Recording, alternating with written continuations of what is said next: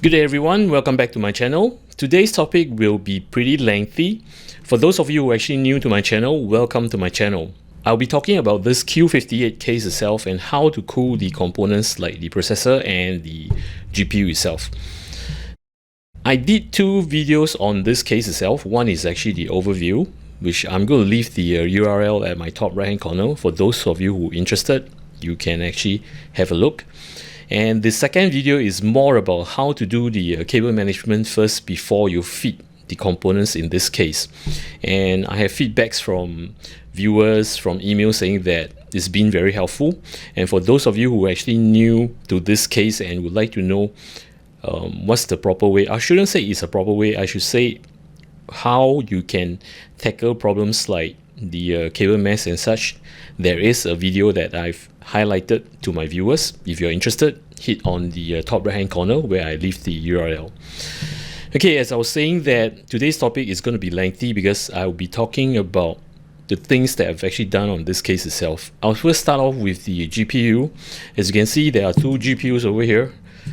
It happened that I have lent this GPU to a friend and he damaged it. It's actually a 1070 Ti Mini from Zotac, so this become a paperweight.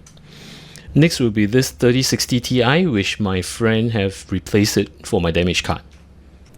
And some of you might be curious that for a 3060 Ti card, right, for part lid, there is this LED over here. Now, I've actually deliberately took this out. And yes, I've actually taken the seal, as you can see. It's not damaged, so I preserve this just in case I need to send this for repair. So reason to take this out, right, I noticed that when I run this card, right, it's super hot. It can actually go up to, in this case itself, it can go up to 83 to 85 degrees Celsius. So by removing this, right, it helps heaps. And I'm going to show you later on my dashboard. By removing this, running default itself, right, you can run at a max of 81 to 82 degrees Celsius instead of 83, 85 by just removing this. And of course, do this at your own risk. Next, I will be talking about the placement of the GPU itself. Now, as you know that I've actually taken out the riser is screwed by these two screws over here to the case itself. And I find that when I slot the card in, right, when I want to remove the card, it's very hard. The spacing is very small. And second, I find that with my instinct, I feel that if this card were to place at the original position over here, the card back is, the GPU back plate is very near to the motherboard itself. This might accumulate heat. So what I've actually done is remove this off, and I move, or should I say, okay, let me just shift this. I moved the location, right, instead from the inner bracket, I've moved the card out. So you might be saying that, oh, if I'm going to plug the riser and to place it inside, it's going to be dangling. That's the reason why I've actually placed this sponge here. It's just some black sponges with double-sided tape, so it will cushion when I slot the card in. And to slot this card, right, let me just show you. First thing you need to do, in fact, is to plug the GPU cables.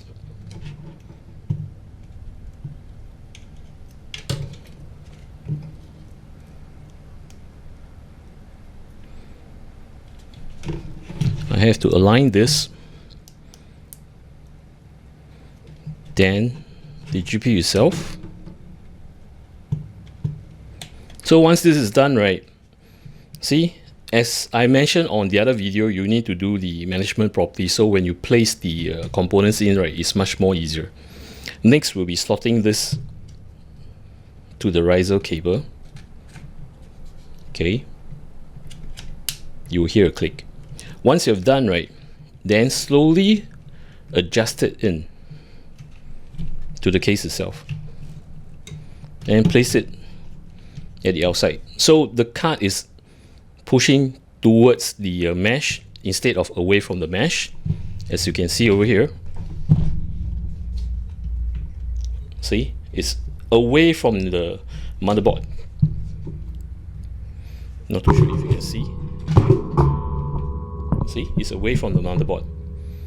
So I believe this will do good, as in like the heat will not trap in between the backplate of the GPU and the motherboard. I have mounted the GPU in position, and to fasten it on the PCIe slot of the case itself. Now, as you can see from the back itself, right, as I mentioned to you, the GPU is actually away from the motherboard and allowing hot air to escape up, not so narrow.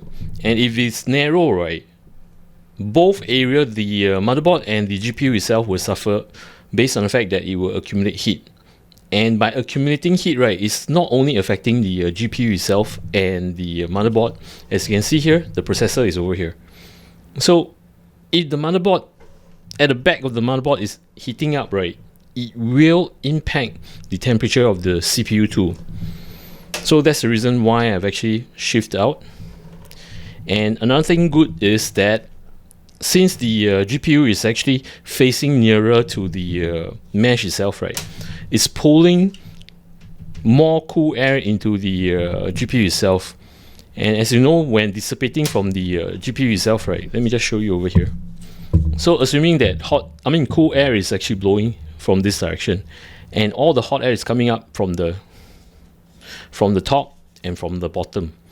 So for the top, not an issue, it will just dissipate up.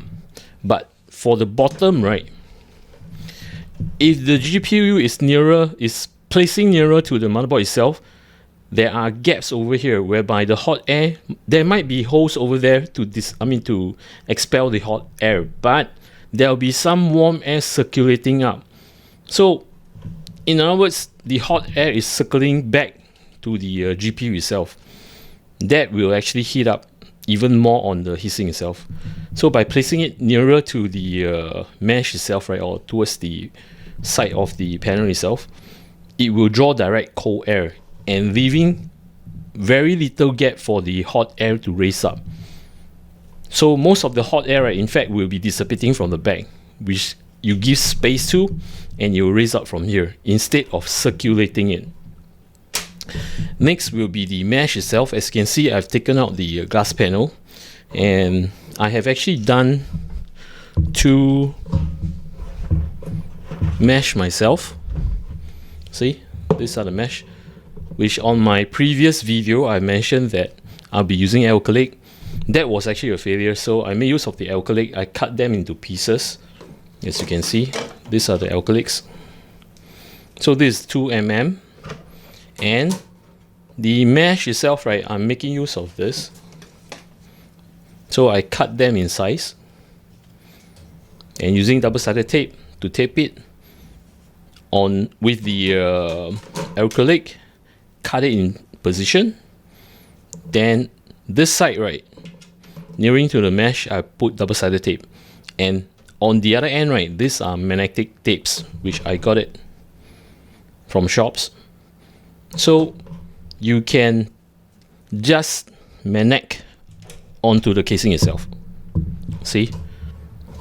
And what's this acrylic for? In fact, is to elevate the thickness. See? So that when I place the mesh, right, you can see over here, right, it flush. So I did it both sides. And later on, I'll be showing you the result, as in like placing the mesh, what's the impact compared to glass, and also what's the effect between the original position. I will start off with the default case itself, whereby the GPU is nearer to the motherboard, with the glass panel at the top, the mesh at the bottom, and to show you the temperature. Then when I did this, right, I came to realize that this mesh is pretty useful, and it happened that I saw online that there are original mesh selling, which is actually the Q58, which I'm going to show you over here.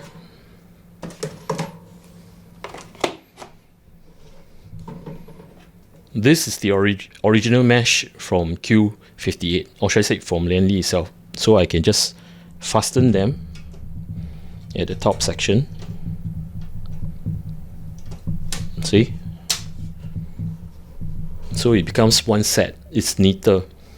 And you might be asking, if you're going to do this, right, what happened to your glass panel? So, oops. This is the box that came with the accessory mesh, which is this. I bought one set, which is not expensive. So, by retaining this box, I can keep the glass panel, see, the glass panel in this box.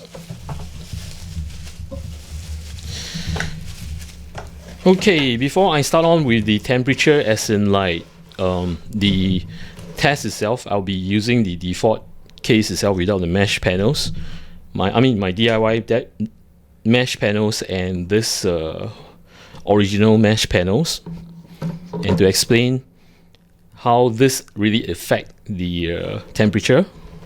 Now, last but not least, right, I've not mentioned on my previous video, whereby I've mentioned that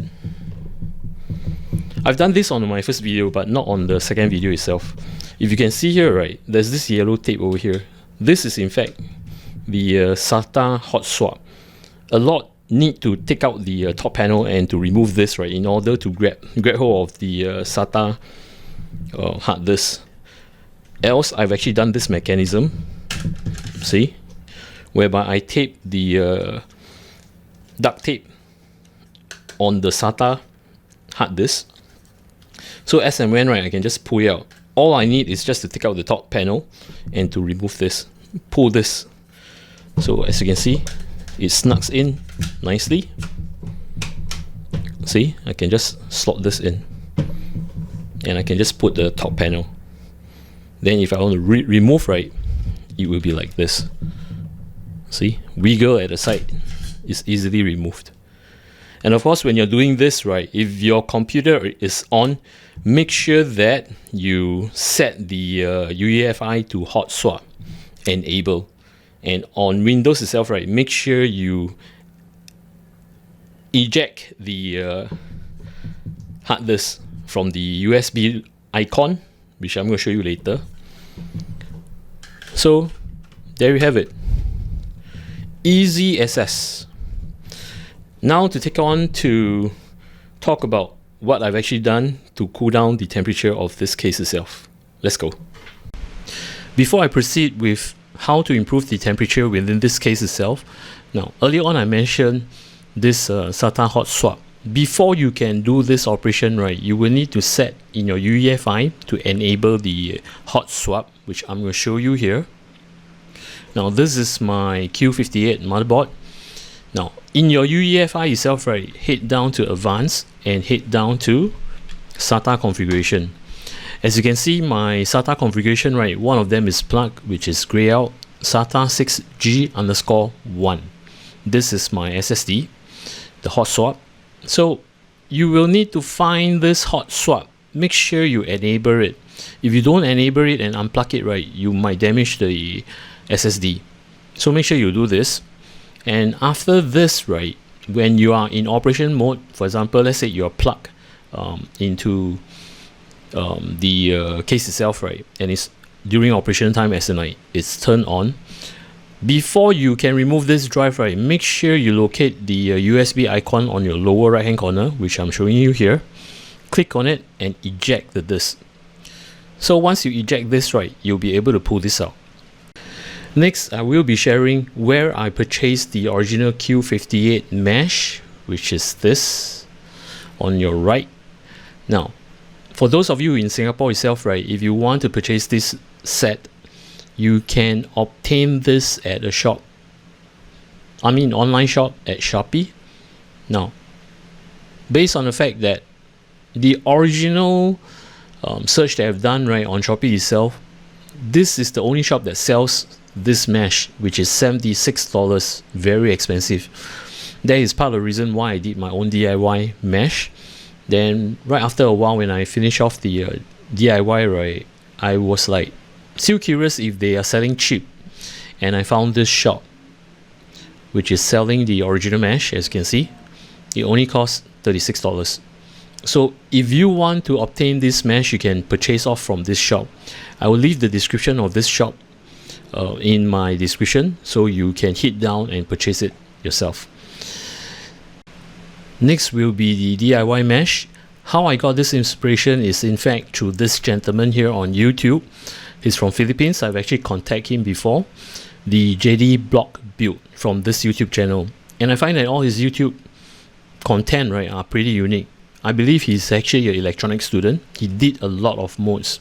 So for those of you interested to know more about his modes, you can come to his channel. I'll leave his channel URL at my top right hand corner. I mentioned that the DIY mesh is not coming from my own idea. It's coming from him. He had this video that illustrated how he did the side panel, as in like taking out the glass panel and to fit this mesh panel, as you can see over here. So his channel is pretty interesting. If you guys are interested, do hop by, and if you can, do subscribe to his channel. Now, back to the topic itself. This is whereby I will talk about how I did the improvement with this case. First off, I'll start off with all the components that I made use of. The processor I'm using is an AMD Ryzen 7 5700G. It's a IPU or APU processor. However, I did plug in a discrete graphic card. Next will be the motherboard itself. I'm using a ASUS B550i ROG Gaming Streak. The RAMs, I'm using a pair of Crucial Ballistic 32GB kit. The clock speed is 3200 with CL16 latency. Then the graphic card, thanks to my friend who replaced this 3060 Ti dual fan from Padlet. The storage I'm using is a 2x Crosshair MP510 500GB, because this rig, I don't really use it for production, or should I say do my work. The cooler I'm using is a Be Quiet Silent Loop 2. It's actually a 280mm liquid cooler. Then followed by the Cooler Master V850 SFX 80 Plus Go. This is the power supply itself. And the case, as usual, Lian Q58. Now, I've actually replaced the original radiator fans from the Be Quiet fans. They are using the Silent Ring 3 140mm, which is a bit noisier for my liking. So I've changed it to the Arctic P14 PWM PST-CO. What does CO means? Now, when you purchase Arctic fans, right, you will only get to CPST. Those are fluid bearing. If with a CO, it's ball bearing. What's the difference? Well, ball bearing fans run much quieter, and it has a longer lifespan. As for the case fan itself, right, I'm using my old 120mm fan coming from Nidec, the Gentle Typhoon. That is not a PWM fan. It's in fact a DC fan that runs consistently of 1850 RPM. Then the side panel, as mentioned, I've actually done a set of side panel mesh, and I bought the original mesh.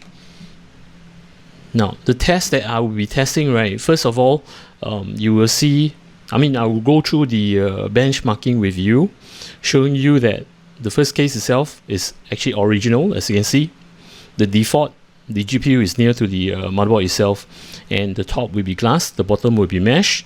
The only thing that I've done on the UEFI itself, right, is only the RAMs itself. I've set the XMP profile.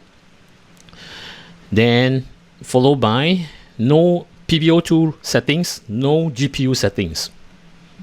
As I'm showing you the benchmark with the temperature readings and such, within the benchmark itself, there will be a section whereby I will show you that I've done the shifting of the GPU away from the motherboard, and to place the DIY mesh together with the original mesh at the bottom, and to do the PBO settings and the GPU.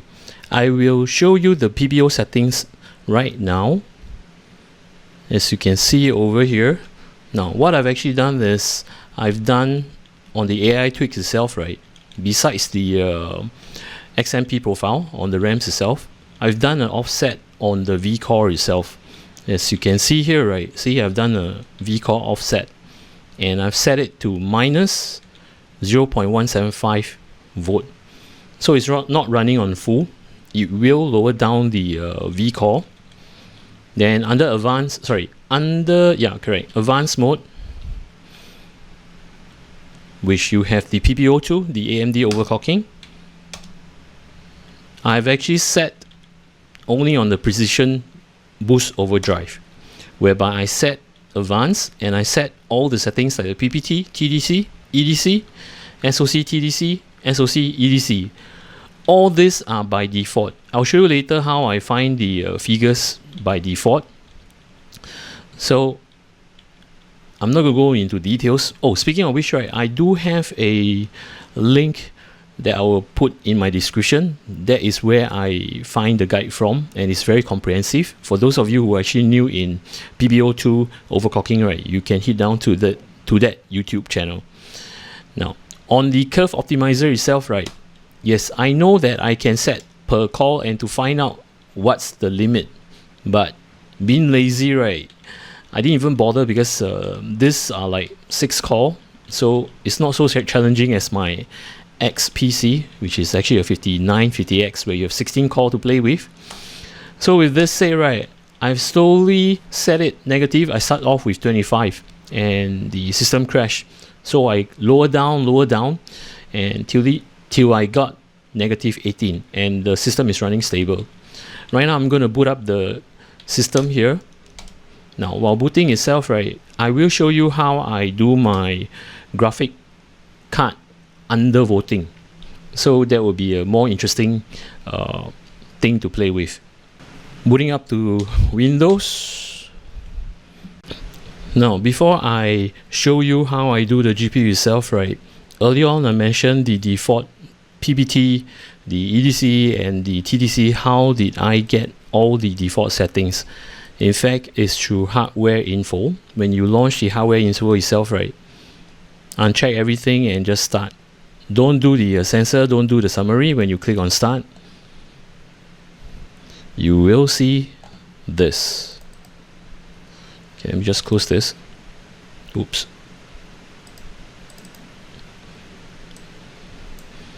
Now you will see this.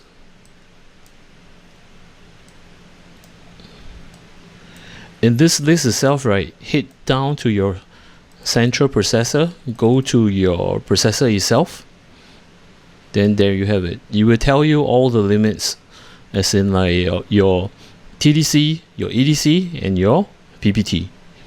All is over here listed. Alright, I'm going to show you the GPU settings.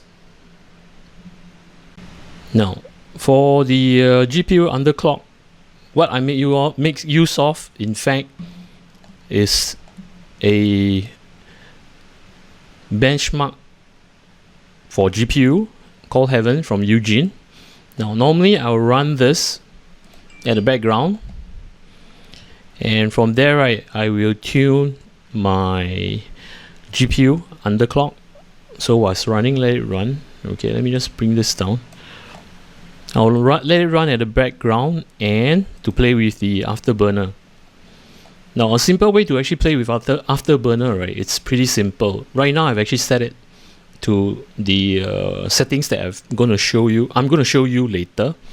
So what I do is actually I click on this, which is default. Then you can either click here or press Ctrl F2 if I'm not wrong. Ctrl F2 I think. Oh, Ctrl F, sorry. Yep, you will have this. It's either you press Ctrl F or you can click on this chart here. So it'll show you this. This is by default. So later on when I show you, right, there will be a benchmark by default and the undervote, which I've done here. Now what is being done, as mentioned, this is by default, so all you need to do is to pump this down. So normally I don't really care setting at 400, some set minus 300, 400, I just go max minus 600. So when you're doing this, right, See, you will bring down the curve down. This is undervoting. But having to say undervoting, right, you need to set a fixed point to run at, meaning to say the GPU to run at that clock speed. So before I tune the clock speed itself, right, I need to confirm, make sure that this is seated. Now, reason for this to run at the background, right, so at a point of time when I feeder with the mini voltage, these are the mini voltage that supply the power to a certain clock frequency. So as and when, if there is a crash, right, I know that, oh, that mini volt cannot supply to that frequency, which is over here, the crash. If it doesn't crash, right, you can try to lower down the mini volts. So assuming that right now I'm setting to the clock speed of 1800, and I'm gonna use the mini volt at, let's say, 856. So I pull this up to 1800, as you can see over here. So when I do this, right, yep, it stays, and this doesn't crash. This is a good sign. Then you can start with your benchmark using this. I use super position to actually do the final test, as in like make sure that the system is stable. Or you can actually make use of the in-house application from Afterburner, which is this. But I'm not going to use this, just to show you an illustration. So at a point of time whereby if this crash, right, if super position crash, right, then you will need to bring up the mini volts. As you can see here, if I click here, see, this mini volt is actually 856, and it's running by right, it's actually 1800. And if it crash, right, then you have to go on to the next point, which is over here, which is 862. But of course you can set it like that. You will have to reset.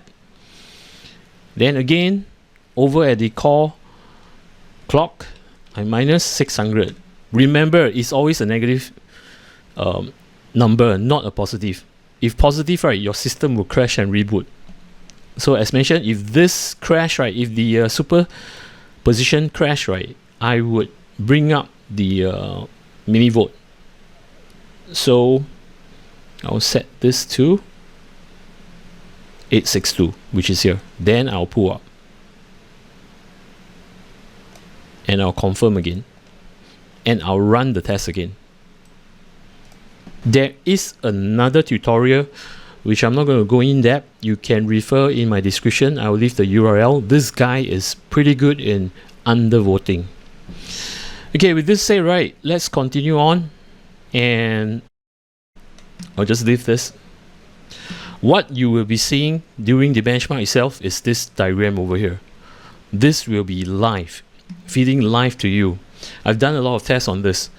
What you can see, right, it will show you section by section. See, there are 4 different sections. It will tell you that this is by default, whereby I have not done any tweaks. It's just place everything in, XMP profile, and run.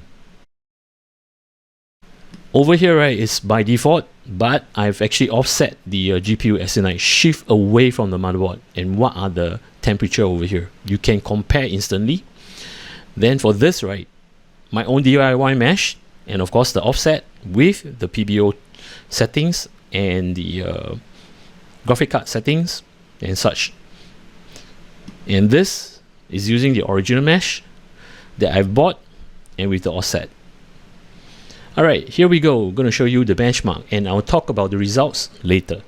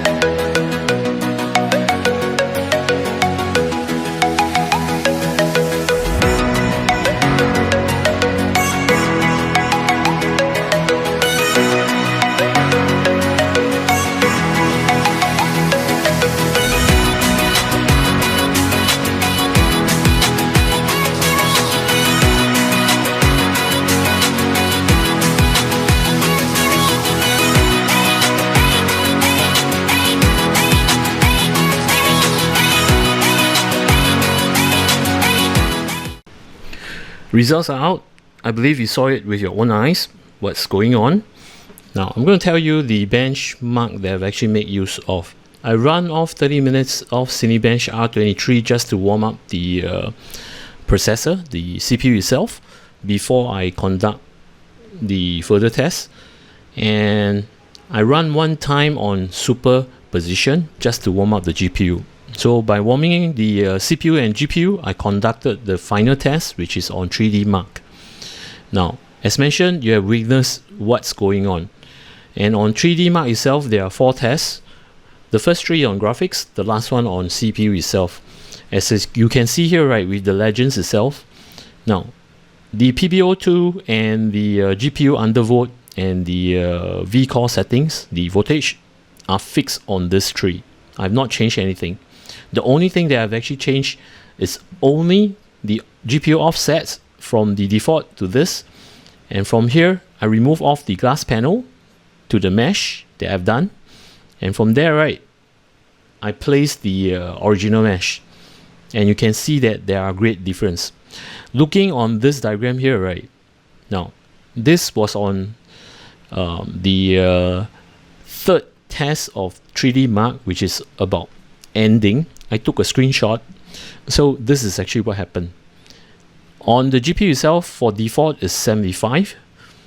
When I offset, when I do the GPU offset and to set the PBO2 with the graphic card undervolting, now look at the temperature, is 69.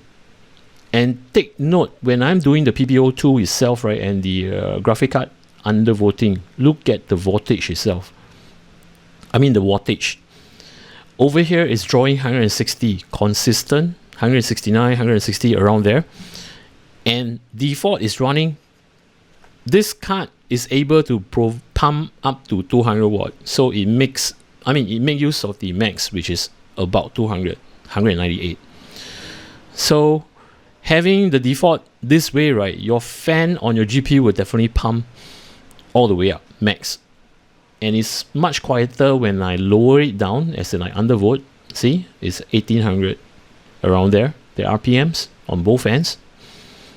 Then I've actually switched by replacing the glass panel with my own DIY mesh. Is even better. Look at the temperature, it dropped by 2 on the GPU side. And look at the voltage, it's the same as I mentioned because I've not changed the settings. Then the fan itself, amazingly, right, it's not ramping more than this.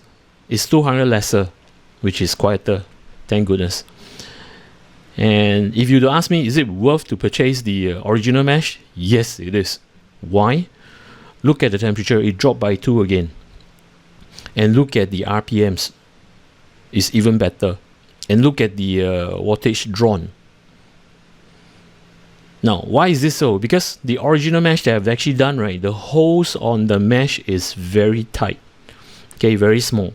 Else, for the original mesh, right, it's widely spread and it's bigger. The hole itself.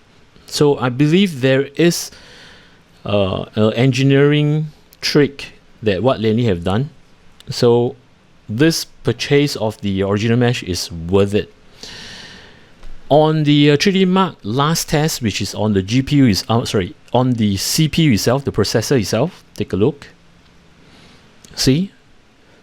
Look at the temperature. Big difference. Now, if you're not convincing enough, I've done a full 1.5 hour test or 1 hour 40 minutes test. I first off start with default. Okay, with nothing, no settings, no nothing, just XMP profile. And the graphic card is near to the motherboard. And this is what happened. Now, in conjunction, while running this test, right, I'm running both at one shot, which is Cinebench R23 and the Eugene Heaven. Now, if you were to see this, right, I deliberately choose a cooler time, which is my middle of the night, about 3 a.m. plus. I've done this test. Look at the timing. And I've run this for about 40 minutes. Okay, just to witness, see? And I took this shot the last, ending of 40 minutes itself, the last 20 seconds, while it's still running on the Cinebench and benching on Heaven itself. Look at the temperature, my goodness, 76 degrees Celsius.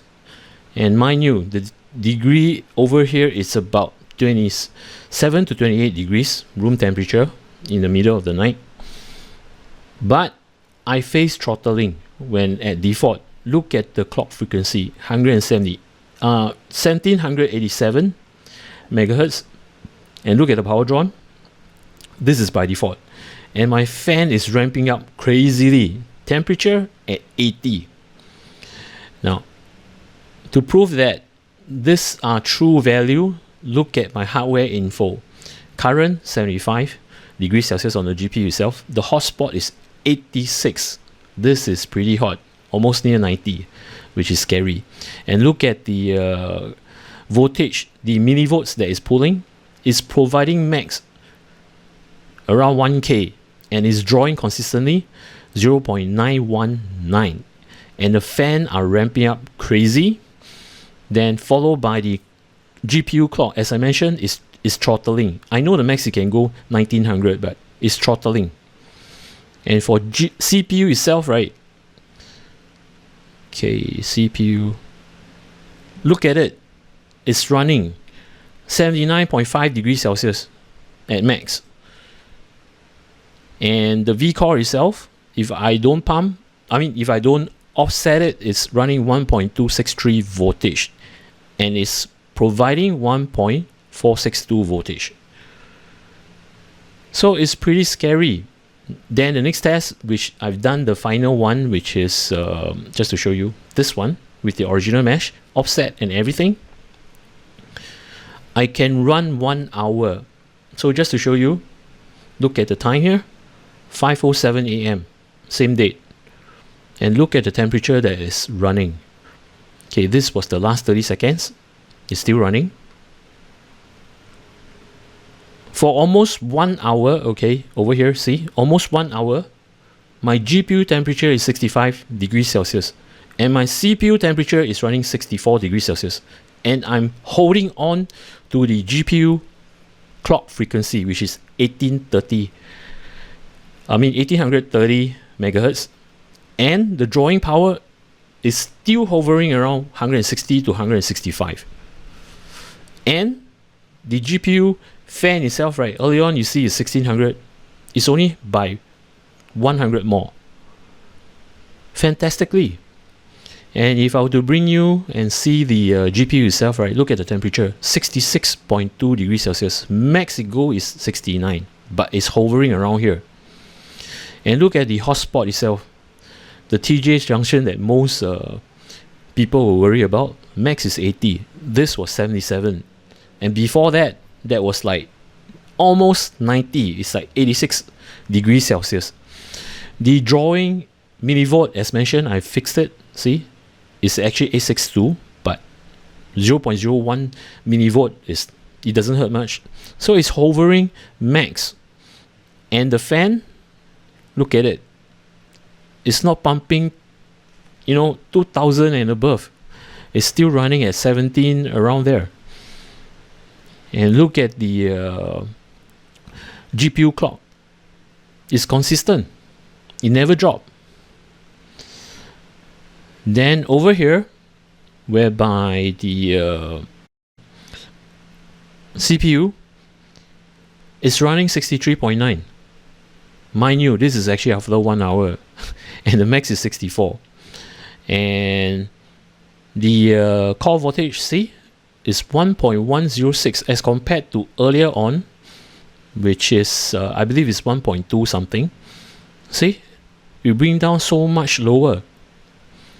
So overall, I would say that it's a successful experiment based on the settings that I've actually done on this case itself. It can be improved, not an issue. It's just that whether you want to do this tweak or not, as in I offset the GPU itself. Now, I do know that someone have actually mentioned to me about this when I spoken to, a friend of mine. I was telling him to offset this. He was telling me someone did this mode, as in like he moved this away, but in his video he have drill hole underneath, as in like to hold the riser cable, the riser PVC. Now if he were not to treat the hose itself right, this is made of steel, it's not made of aluminium, it will rust in no time. That's why I choose not to actually drill. I can drill it, but I don't want to. Instead I put sponge. So overall, there you have it. Hope you guys have actually enjoyed what I've shared with you. And if you have friends having this case itself, right, it all depends on them. They don't have to actually do the DIY mode. If you're able to get hold of the original mesh, right, it's worth getting it. I know it's actually an additional cost, but if this does help your PC component, what is it to pay like less than USD 20 bucks just for the set of mesh?